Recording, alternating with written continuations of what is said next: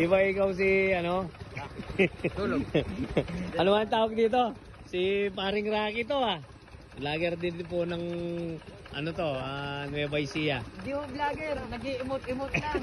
Puro hugot lang sa buhay. So, maraming hugot sa buhay to. Maraming pinagdadaanan eh. Masipag ko na tao to sa pagbabiyahe.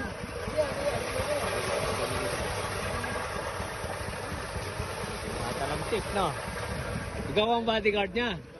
Oh, ikaw ang driver. Tama, tama. Minsan nakakatulog ito sa pagmamaneho. Kaya pala dyan ako marunong. Oo po.